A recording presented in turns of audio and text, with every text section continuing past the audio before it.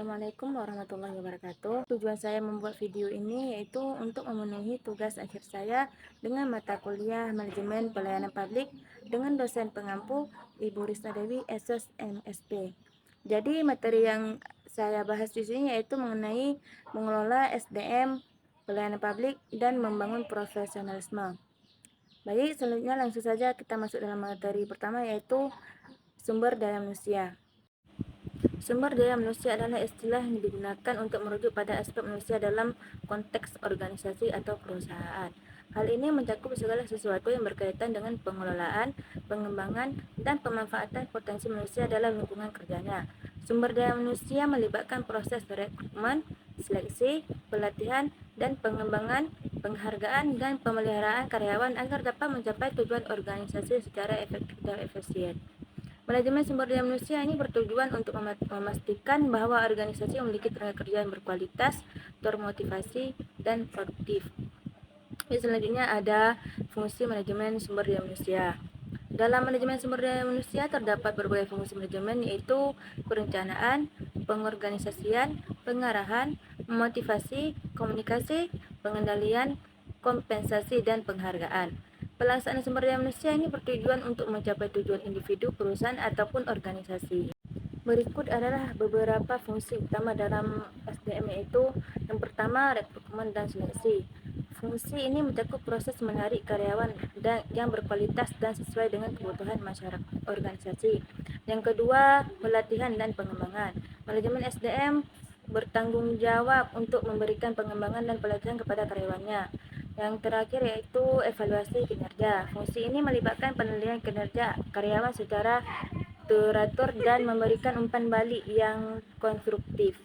Selanjutnya, peningkatan kompetensi sumber daya manusia. Peningkatan sumber daya manusia merupakan upaya yang dilakukan untuk meningkatkan keterampilan, pengetahuan, dan kemampuan karyawan untuk organisasi.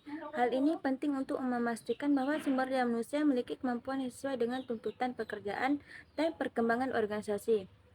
Ada beberapa strategi yang dapat dilakukan untuk meningkatkan kompetensi sumber daya manusia melalui yang pertama, pelatihan dan pengembangan, yaitu memberikan pelatihan reguler kepada karyawan untuk meningkatkan keterampilan teknis, manajerial, dan interpersonal mereka.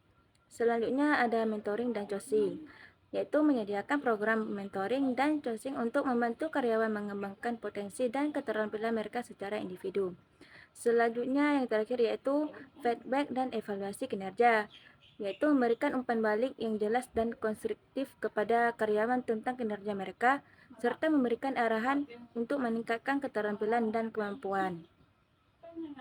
Selanjutnya, sumber daya manusia yang efektif dan profesional harus memiliki beragaman kompetensi yang mendukung kinerja mereka dalam mengelola aspek karyawan dan organisasi.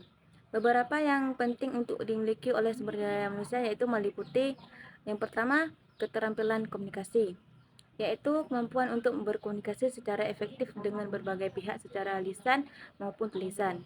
Yang kedua yaitu keterampilan interpersonal, yaitu kemampuan untuk berinteraksi dengan orang lain secara positif, membangun hubungan kerja yang baik, dan menangani konflik dengan bijak. Yang ketiga yaitu keterampilan manajerial, kemampuan untuk mengelola waktu, proyek, dan tim dengan efisien serta memiliki pemahaman yang baik tentang prinsip manajemen. Selanjutnya, membangun profesionalisme dalam meningkatkan sumber daya manusia merupakan hal yang krusial bagi kemajuan organisasi. Berikut ada beberapa cara untuk membangun profesionalisme. Yang pertama itu menjelaskan strategi sumber daya manusia secara profesional, yaitu membangun visi dan misi tujuan sumber daya manusia yang jelas dan terukur. Yang kedua yaitu membangun budaya kerja yang profesional, yaitu dengan menciptakan lapangan kerja yang positif dan suportif. Karyawan harus merasa dirinya dihargai dan dihormati, didorong untuk berkembang.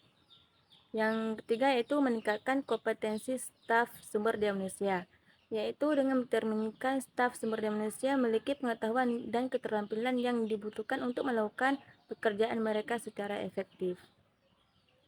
Selanjutnya yang terakhir yaitu kesimpulan. Jadi dapat kita simpulkan dari materi di atas yaitu mengelola sumber daya manusia pelayanan publik dan mengembangkan profesionalisme, bahwa keduanya memiliki peran yang sangat penting dalam meningkatkan kualitas dan efektivitas pelayanan publik kepada masyarakat. Keduanya menjadi fondasi untuk mencapai tujuan pelayanan publik yang lebih luas untuk memberikan layanan yang responsif, adil, dan berorientasi kepada kepentingan masyarakat. Sekian dari saya, terima kasih.